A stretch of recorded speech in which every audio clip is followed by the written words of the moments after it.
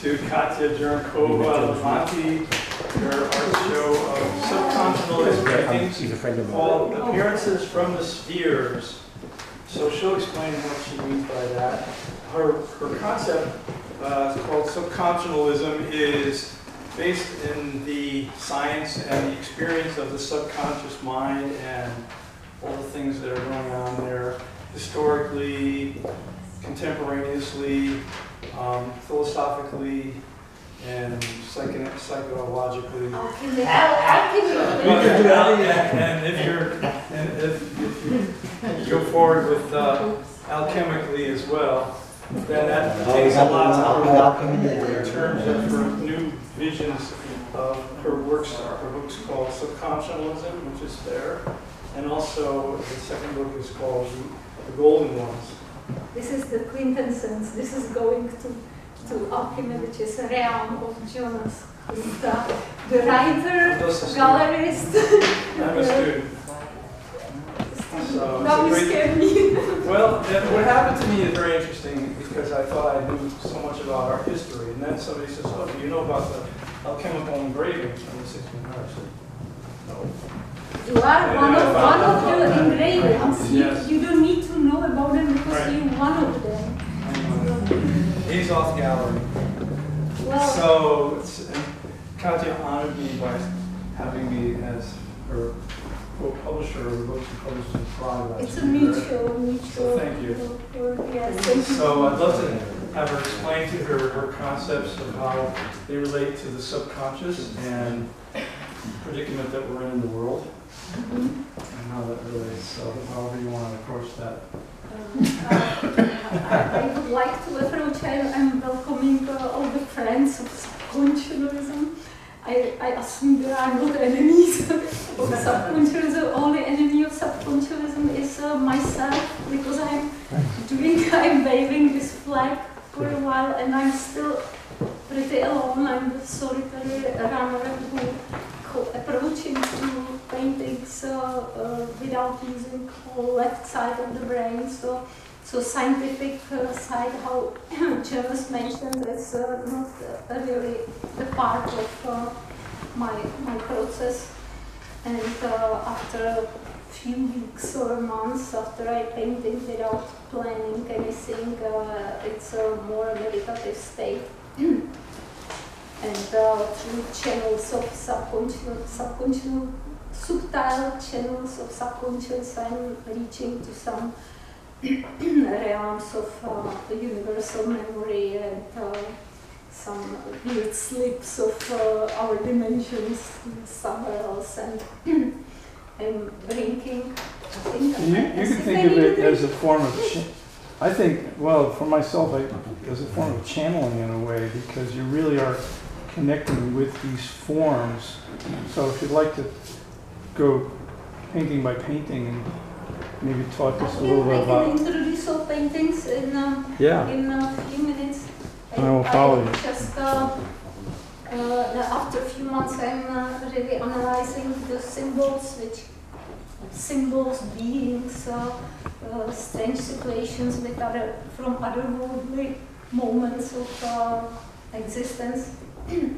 And before of this, I don't use this analytical brain, and I started it only after, and all this symbolism, archetypal symbolism, I'm seeing even before I studied any philosophies and Jung and quantum physics, cosmology. I really, these symbols been appearing in my paintings, and I still didn't know much about it, and then suddenly these two worlds connected. So that's where I am in my paintings. So I can introduce. Well, there are forms and there are entities that are happening, and there are geometric objects and geometric delineations that are happening. Sacred geometry of the universe, which revealing some secrets to us. And still will, if we hear, if you're listening. So would you like to just talk for about each one, or whichever ones you'd like to speak about? As you wish. So this is a super scared.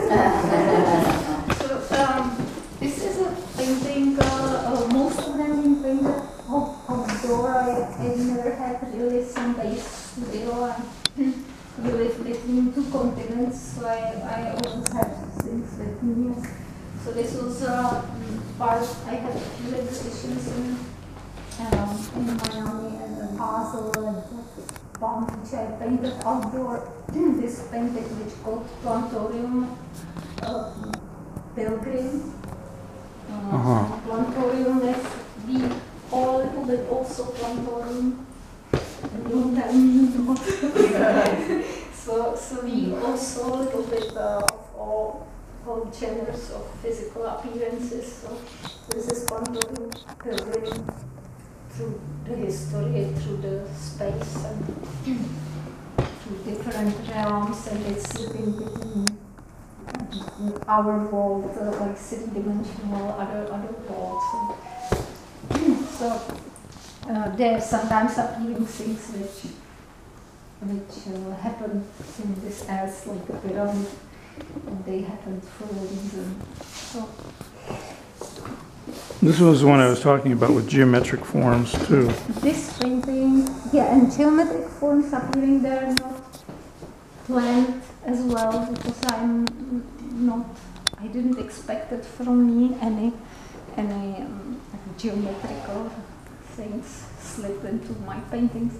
This was painted in one village close to Prague. It's called Pyramid Builders. So it's a non-geographic realms where I'm painting from. So if I'm in Prague or here around the ocean, it doesn't matter. So this was about it came like Kundalini force, which actually builds the pyramids. This was the message from the painting. I didn't invent it. I'm just it's passing through me. So interesting about this being it's not wings. It's actually claws. Yeah. And the silhouette is wings, so it's both. So when you say you didn't invent it, how did it emerge then?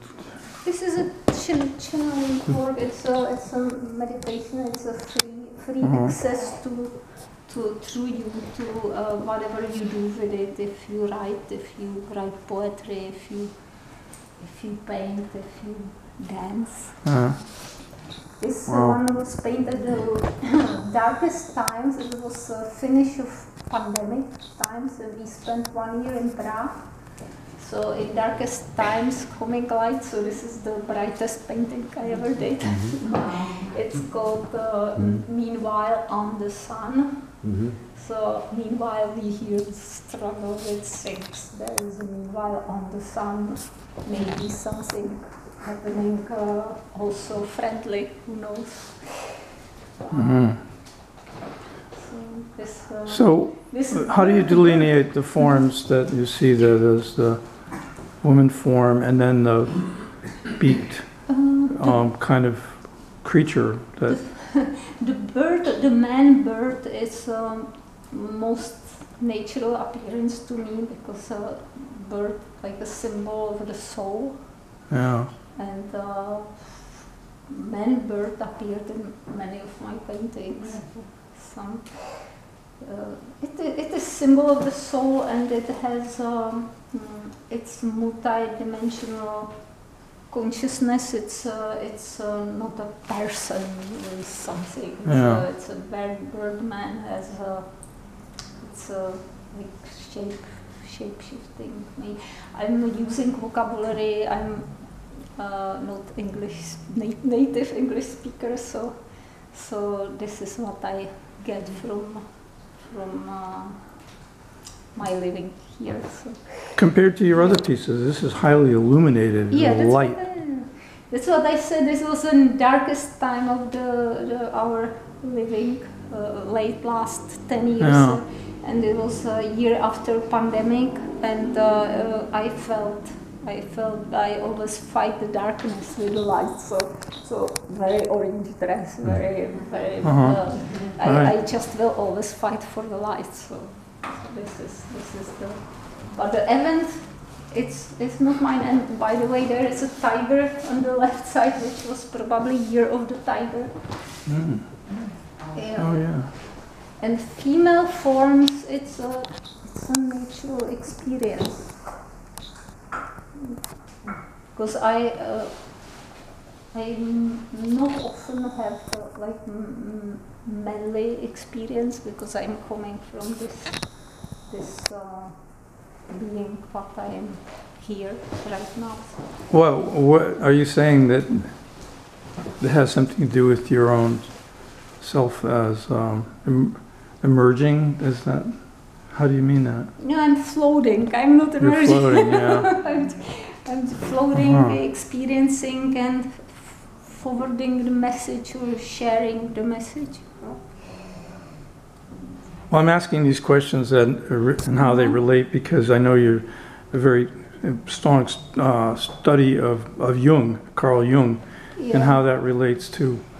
Yeah, but your vision is more your own. I think you relate to what he was writing from your own experience first. Yeah, I think I could be his anima of this anima animus. So I feel like if I'm reincarnated Jung, it's for punishment, because he wanted actually experienced some painter, and he wanted experience feminine.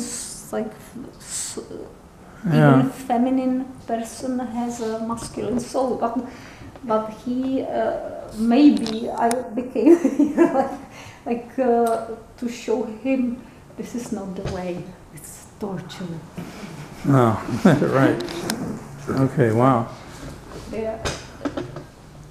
It's my humor. It's not serious. Your what? It's my humor. It's not. Your humor? Serious. It's not serious. No. Okay, we'll take that under advisement. I'm asking questions like, as a fellow student here. This painting came. It's a recent. These are recent paintings. It is Subconsciounal Encounters from this came exhibition which finished 10 days ago. Exhibition with one sculptor, Dana and Ralph. Mm-hmm. And so I call it Subconsciounal Encounters because this was Subconsciounal encounter of 3 painters, not only each one them own subconscious encounters separate, but we get together in this one exhibition. So this is from a very recent.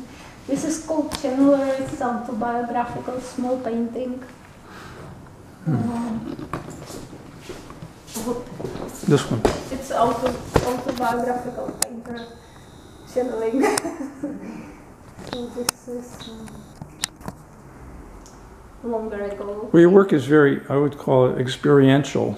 Mm-hmm. As though, like I said, it seems like you instinctively and creatively knew what Jung was going to say, even because of how it relates to your own experience of these forms. Yeah, you expressed this the most in his Red Book, which I don't know who of you read the Red Book, but it's one of the most beautiful works I ever read. And I did find with this book, especially with this dreams I had like appearing in this book, which is very interesting because you had dreams, archetypal dreams, and it's our consciousness, universal consciousness, where we meet all together in archetypal dreams, and they involve in our DNA, and they will always repeat 1,000 years later, if this planet will make it. Could you just explain how you mean the word archetype? archetype is experience from millions of years, repeating experience, but doesn't come only from humankind. It's coming from already pattern of the universe, and is crystallized in a human consciousness in different patterns, and then there are appeared archetypes like black and white snake, or moments. It's starting by fire, and you say fire, and everybody has this fire experience, or yeah. Okay. More. Keep going. Keep going. No, We're not done yet. This is last painting, which is the title of this exhibition is Eternal Fight for Golden Flower, with slipping into alchemical realms, but the colors are not typical for my paintings. So it's my most recent, started before I left to Prague, and I finished it after I came, and when I live for 6 months and finish something, it's my experience went somewhere else already, so it's not, it's like two persons painting. This is what it is, this painting. Well, thank you for installing that, Daniel, and the poster, Colleen was here standing on the stool before, scaring everybody. It was absolutely fantastic idea to put it there. It is a painting called Fontanella, and it's introducing subconsciousness, because the Fontanella, it's creating itself energy, and it's herself the fountains.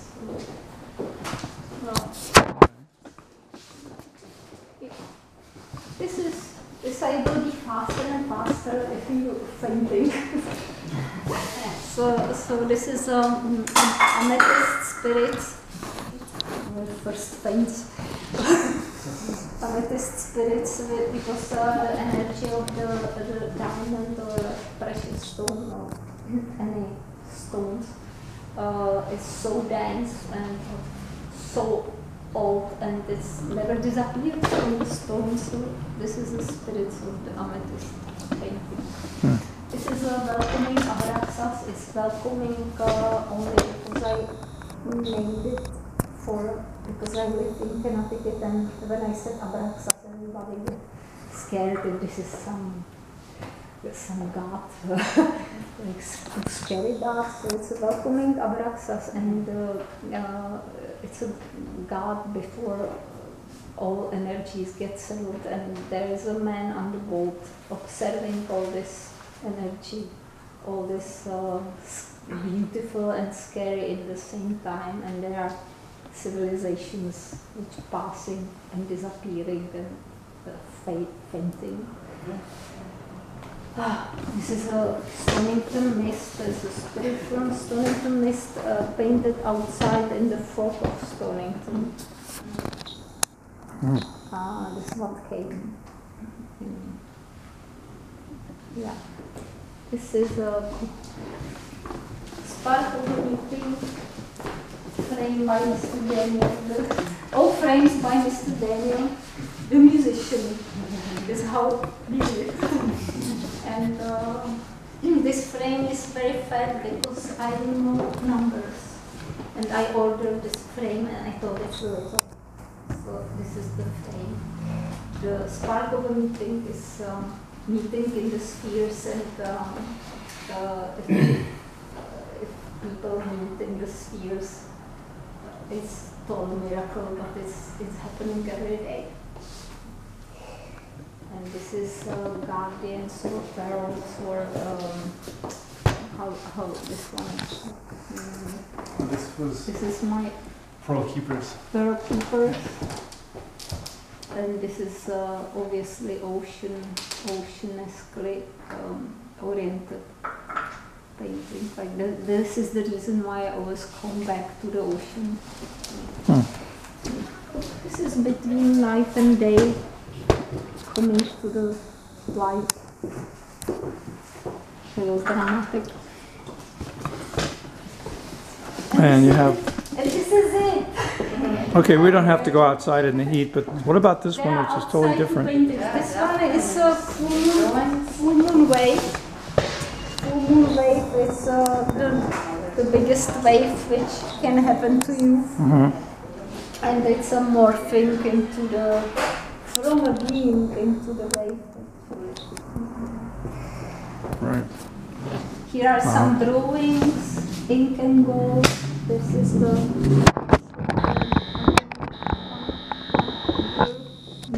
Adam Eve. Okay.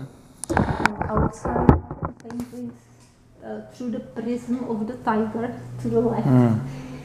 And this one is. Okay, I'll go outside. Oh. That's, yeah, it's like,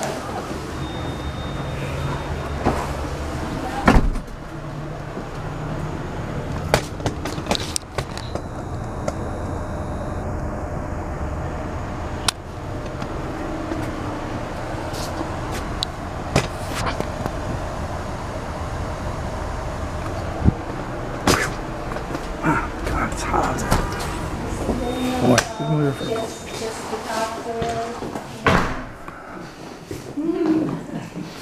So I wish Thank you, Katia and Daniel. you enjoyed my tour.